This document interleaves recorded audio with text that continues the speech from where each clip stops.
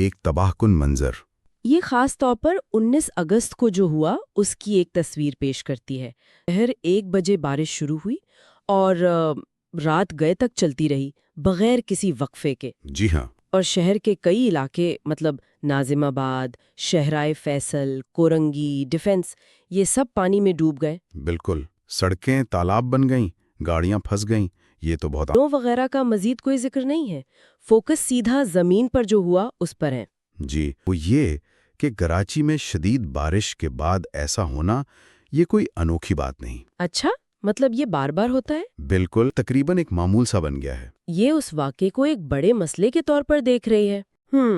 تو اگر یہ معمول ہے تو پھر ذمہ داری کا سوال آتا ہے کہ حکام اعلیٰ ٹس سے مس نہیں۔ جی، یہ جملہ کافی کہہ لیں کہ عام فہم ہے اور ایک خاص کیفیت بتاتا ہے۔ کیفیت کس طرح کی؟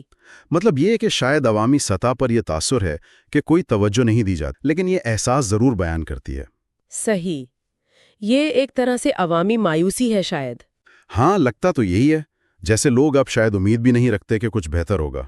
اور اسی سے جڑے ایک اور بات، جب بارش آتا ہے تو پانی آتا ہے، جب زیادہ بارش آتا ہے تو زیادہ پانی آتا ہے۔ جی بالکل، یہ تو بہت چلتا ہے۔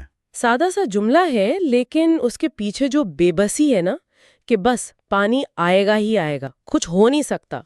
یقینی طور پر یہ ایک طرح سے سسٹم پر عدم اعتماد ظاہر کرتا ہے کہ بارش ہوگی تو نتیجہ پانی جمع ہونا ہی ہے، اس کا کوئی حل شاید لوگوں کا ذہن میں نہیں ہے۔ صحیح کہا، یہ بس ایک حقیقت بن گئی ہے لوگوں کے لیے، وہ کافی انسانی پہلو پر ہے۔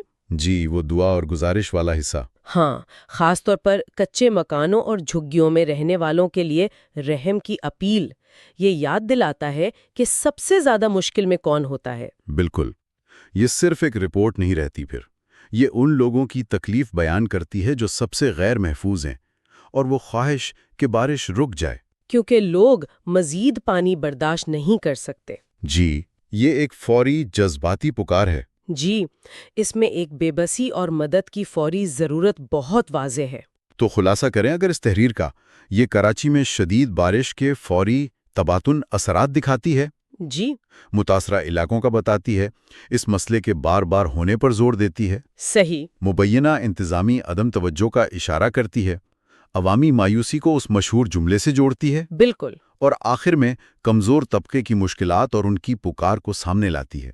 جی، یہ سب نکات اس میں شامل ہیں۔ یہ تحریر ایک طرح سے فوری بحران کی ایک ایمرجنسی کی تصویر ہے۔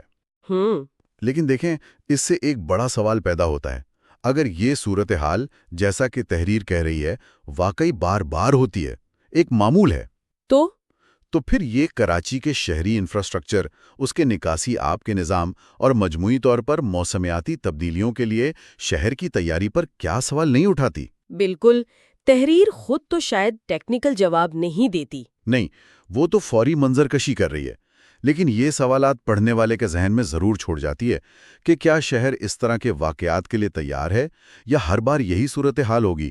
یہ سوچنے کی بات ہے۔